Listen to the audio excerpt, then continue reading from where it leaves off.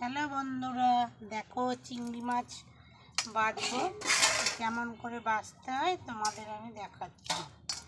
এই চিংড়ি মাছের ভেতরে একটা নাড়িতে গু থাকে, এইটা খাওয়া ভালো নয়। এই দেখো পেছন দিয়ে, এই দেখো দেখে যাচ্ছে।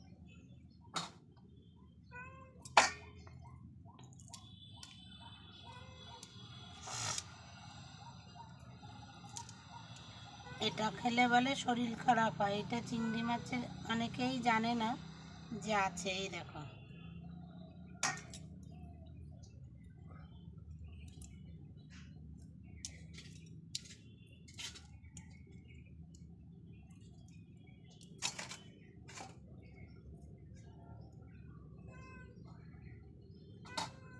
পেছন দিয়ে এই যে বের করতে হয়। এই দেখো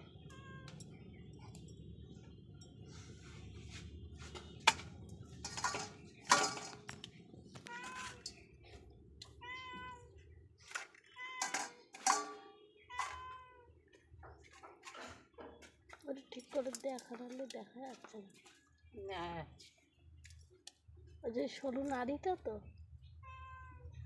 এটাতেই তো চিংড়ি মাছের গু থাকে। এই দেখো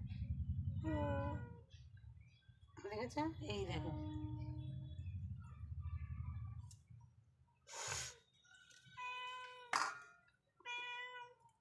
এরম করে তোমরা বাছবে। অনেকেই এটা জানে না, তার জন্য আমি এটা দেখালাম তোমাদের। আর দেখো এদিকে কি মাছ নিয়েছি আজকে, পাড়ার থেকেই এসেছিল, পাড়াতেই সব বাজার করেছি আজকে। অনেক মাছ নিয়ে ফেলেছি।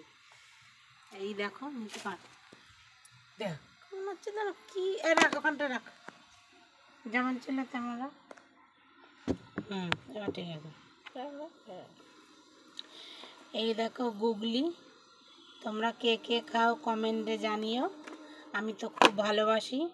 25 টাকা 200 নিলাম।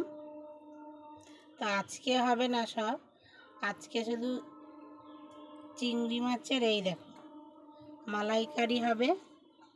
আর এগুলো হচ্ছে ব্রিগেড মাছ, সিলভার কাপেরই আর একটা জ্যান্ত একদম, ওর জন্য এই মাছটা নিলাম। অনেকেই হয়তো খাও না, আবার অনেকে খায়। সবাই তো সব কিছু খায় না, আমি যেমন সব রকম মাছই খাই। আর জ্যান্ত মাছটা খুব ভালো ছিল, বড়, তার জন্য নিলাম। এক এক দিন এক একটা রান্না হবে। চিংড়ি মাছটা বাছতেই এখন সময় লাগবে। চলো এখানেই ভিডিও শেষ করছি। ভালো লাগলে লাইক কমেন্ট শেয়ার করো, আমার ইউটিউব চ্যানেলটা সাবস্ক্রাইব করো। সবাই ভালো থেকো, পরের ভিডিওতে আবার দেখা হবে।